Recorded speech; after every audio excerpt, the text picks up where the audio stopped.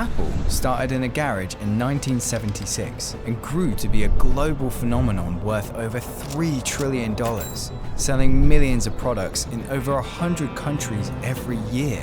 But it has a dark side. Steve Jobs was known for being brutally toxic in the workplace. In China, conditions in Apple's factories got so bad that they had to install special nets around the buildings. And in 2016, they scammed millions of people into buying new phones. We'll look at all of this and more, but to tell the full story, we need to go back to the early 1970s in Silicon Valley, where two young men, both named Steve, became best friends.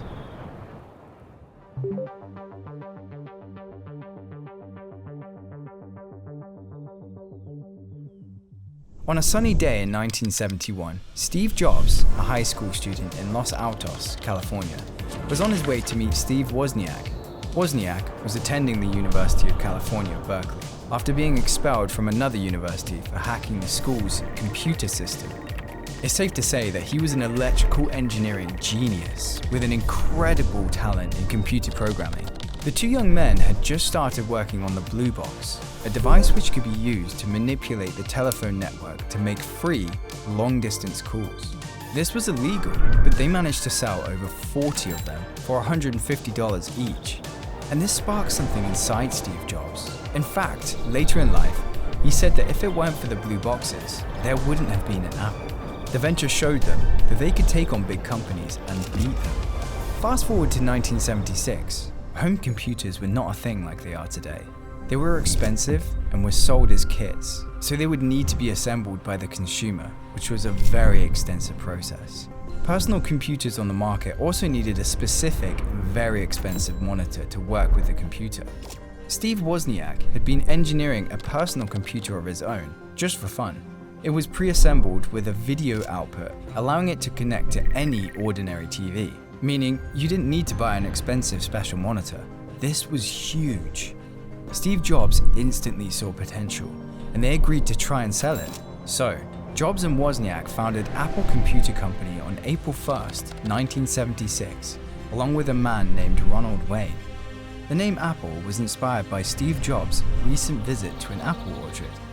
Ronald Wayne left the company less than 2 weeks later and sold his share for just $800, which would be worth $368 billion today. To fund their new business, Steve Jobs sold his VW van, and Steve Wozniak sold his HP Scientific calculator. They immediately got started hand-building Wozniak's circuit boards in Jobs' parents' garage. And in July 1976, they officially put it up for sale for $666.66, which is about $3,800 today. It was named the Apple I and was sold as a fully assembled circuit board, so customers wouldn't need to assemble it themselves. They managed to sell 200 units. That same year, Wozniak created the Apple II, which was a huge upgrade from the Apple I.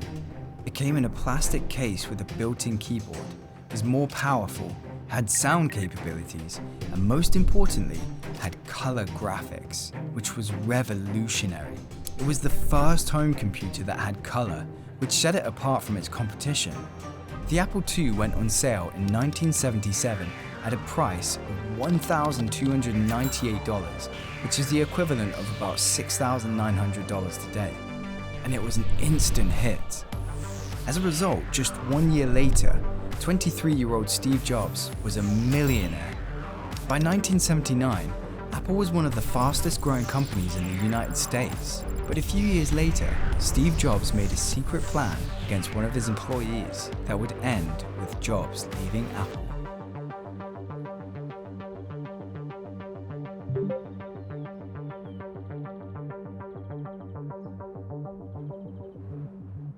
By the 1980s, Apple was a household name. The Apple II had made millions, and Steve Jobs had become one of the youngest millionaires in America. But as Apple grew, so did the tensions inside the company. Jobs was known for being a perfectionist, but to many of his employees, he was becoming unbearable. He often shouted at engineers and called their ideas stupid. He'd tear apart prototypes, reject designs that had taken months to make, and demand they start again from scratch. Some employees were so terrified of him, they'd hide in bathrooms to avoid running into him. Others left meetings in tears. One former team member said that working for Jobs was like constantly being told your best isn't good enough. Still, people stayed because they believed in what he was building, and because somehow he made them believe in it too. But Apple was about to face an even bigger threat than Jobs' temper. In 1981, IBM, the biggest name in technology at the time, entered the personal computer market. IBM had money, power, and a reputation for reliability. Its computers were fast, professional, and widely used by businesses. Almost overnight, IBM became the biggest competitor Apple had ever faced. Compared to IBM's slick, business-orientated machines, Apple's products started to look like toys. Jobs knew they needed something revolutionary to survive. That product was called the Lisa. It was Apple's first computer with a graphical user interface, a massive leap forward for technology. You could use a mouse, click icons, and move windows around the screen. But Jobs' behavior during the project became even worse. He was constantly arguing with the team, demanding impossible deadlines, and firing people in bursts of rage. Eventually, Apple's board decided to remove him from the Lisa team entirely. When Jobs found out, he was furious. He decided to take control of another project inside Apple, a new computer that would be faster, cheaper, and better than the Lisa. This project was called the Macintosh. Jobs built a small team and isolated them from the rest of the company. He pushed them relentlessly, often screaming at engineers over minor details and publicly humiliating anyone who disagreed with him. Employees described the experience as both inspiring and traumatic. One said, "You'd be crying one day and celebrating the next." That's what it was like working for Steve. Still, the team adored him. Jobs told them they were not engineers but revolutionaries. He even hung a pirate flag above their building, declaring, "It's better to be a pirate than join the Navy." In January 1984, the Macintosh was unveiled to the world. The launch was accompanied by a now iconic Super Bowl commercial. It portrayed Apple as a rebel standing up to a faceless grey corporate, a clear jab at IBM. The ad ended with the line, "You'll see why 1984 won't be like 1984. But behind the scenes, things weren't so heroic. Inside Apple, Jobs had become the dictator his ads were mocking. At first, the Macintosh sold well, over 70,000 units in its first few months, but sales quickly fell off once the initial excitement wore off. It was underpowered, hard to expand, and cost nearly $2,500, which would be around $7,000 today. By comparison, the Lisa, which had been released a year earlier, had flopped completely. Apple sold only around 10,000 Lisas in total before discontinuing it, a disaster for the company. Jobs refused to admit failure. He ignored criticism from engineers and refused to lower prices or make technical changes, insisting the problem wasn't the computer, it was the marketing. His clashes with Apple's CEO, John Sculley, grew worse by the week. Sculley had been hired from Pepsi 2 years earlier after Jobs convinced him with one of his most famous lines. "Do you want to sell sugar water for the rest of your life? Or do you want to come with me and change the world?" But now, Jobs wanted Sculley gone. He secretly began building a plan to push him out and take control of the company himself. He started gathering loyal employees, holding quiet meetings, and preparing for what he believed would be his grand return to power. Sculley found out, and on May 24, 1985, he called an emergency board meeting while Jobs was in China. When Jobs returned, the board confronted him and voted to remove him from all decision-making. At just 30 years old, Steve Jobs resigned from the company he had founded. The fall was brutal. Within months, Jobs went from being one of the most admired businessmen in America to being seen as an unstable, reckless leader. Even Wozniak, his closest friend, left Apple that same year, saying the company had lost its vision. Jobs' obsession with control had finally destroyed him. But this wasn't the end of his story, and actually, this is where things get really wild.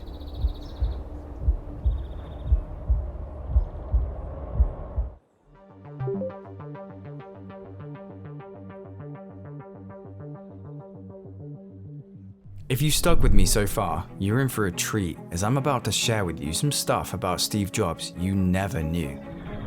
After leaving Apple in 1985, Jobs ironically was jobless, but he hadn't lost heart. He later said that leaving Apple was the best thing that could have ever happened because it forced him to start again. Within months, he founded a new company called Next. His goal was simple: build a revolutionary computer. But just like at Apple, he wanted everything to be perfect, from the software to the screws that held the machine together. The first Next computer launched in 1988. It was powerful and beautifully designed, but it came with a huge price tag, around $6,500, which is about $16,000 today. Hardly anyone could afford it. Universities and research institutions were the main buyers, but even they complained that it was too expensive. Jobs poured millions of dollars into the company, but sales stayed low. Over time, Next started losing money, and many thought Jobs had failed again. But what no one knew was that the software behind the Next computers would later become one of the most important pieces of technology in Apple's history. Around the same time, Jobs made another move that would change his life. In 1986, he bought a small computer graphics department from Lucasfilm, the company that made Star Wars, for $5 million. He established it as an independent company and named it Pixar. At the time, Pixar wasn't making movies. It was developing technology for digital animation. Jobs invested heavily in the company, but for years it lost money. He almost sold it several times. Then, in 1995, Pixar released its first feature film, Toy Story, in partnership with Disney. It became the first ever fully computer animated movie and was a massive success. The film made over $350 million at the box office and completely transformed the animation industry. When Pixar went public later that year, Steve Jobs' 80% stake was worth more than $1 billion. Meanwhile, Apple wasn't doing well. The company that Jobs had founded was collapsing without him.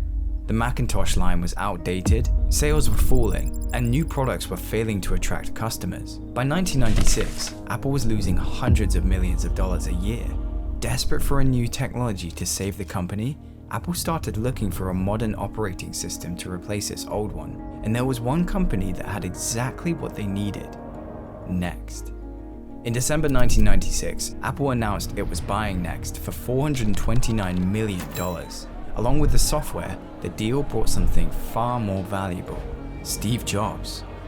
When Jobs returned to Apple headquarters in 1997, the company was on the brink of bankruptcy. The offices were half empty, morale was low, and employees were terrified of losing their jobs. But almost immediately, Jobs took charge. He simplified the company's product line, canceling failing projects, and cut Apple's operations down to a handful of core products. He also struck a surprising deal with Microsoft, one of Apple's biggest rivals. Bill Gates agreed to invest $150 million in Apple, helping to stabilize the company financially. Many saw it as an act of surrender, but it gave Apple enough time to rebuild. A year later, Jobs introduced the iMac, a colorful all-in-one computer. The iMac looked fun, friendly, and completely different from any other computer on the market. It was a massive hit, selling nearly 800,000 units in its first 5 months. Apple was officially back. Jobs was once again the face of the company, but this time, he was more powerful than ever. Everything had to go through him. Employees described Apple as a company run like a dictatorship, but one that produced incredible results. In 2001, Apple released the iPod. This iconic device allowed people to carry thousands of songs in their pocket, but it only worked with Apple's own music software, iTunes, locking users into Apple's money trap. Just 6 years later, in 2007, Jobs unveiled what would become the most successful product ever created: the iPhone. He called it an iPod, a phone, and an internet communicator all in one device. Within 3 months, they sold over 1.4 million Generation 1 iPhones at the price of $499 each.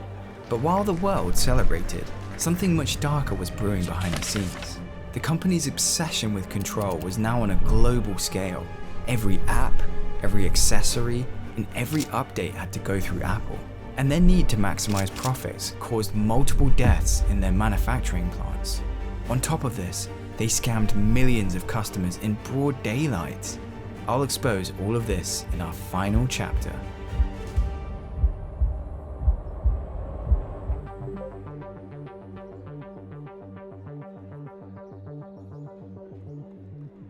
This chapter discusses reports of workers' death and poor factory conditions. Viewer discretion is advised.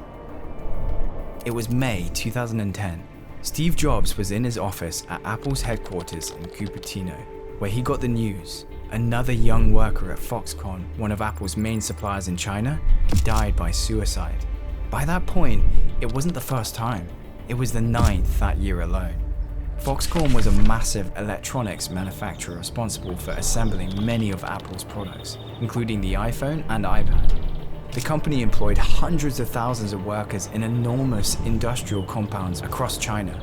The biggest one, located in Shenzhen, had over 300,000 employees, many of whom lived in crowded dormitories on site. Workers described grueling conditions, 12-hour shifts, 6 or 7 days a week, with strict rules that banned talking, music, or even smiling on the production line. Employees were paid the equivalent of around $1 an hour and faced constant pressure to meet impossible production quotas. When the deaths began, reports described workers taking their own lives while living and working at the factory dormitories. By the end of 2010, at least 14 workers had taken their own lives, with investigations later estimating as many as 24 deaths linked to working conditions across multiple Foxconn factories. Reports later mentioned that several workers had left notes to their families expressing exhaustion and hopelessness. When the news broke, Apple faced global outrage. The idea that the most valuable company was relying on factories where people were dying to make their products shocked millions of customers. Apple launched an internal investigation and said it was deeply saddened by the events, but their public response was criticized for being slow and detached. Instead of cutting ties with Foxconn, Apple continued to work with them, while Foxconn installed safety nets around the buildings to prevent further deaths. In later years, Apple promised to improve working conditions, but little changed. Reports from human rights organizations showed that long hours, low pay, and unsafe environments continued even after the suicides. Behind the sleek iPhones and bright Apple stores, there was a hidden cost, one paid by thousands of underpaid workers. And while Apple's public image remained spotless inside the company, Steve Jobs was losing a battle of his own. In 2011, after years of fighting pancreatic cancer, Steve Jobs passed away at just 56 years old. This shook the world. Taking his place as CEO was Tim Cook, a man known for his calm, calculated leadership. Cook had joined Apple in the late 1990s and was the one who built its global supply chain, including its partnership with Foxconn. Under Cook, Apple became even more efficient, even more profitable, and far more secretive.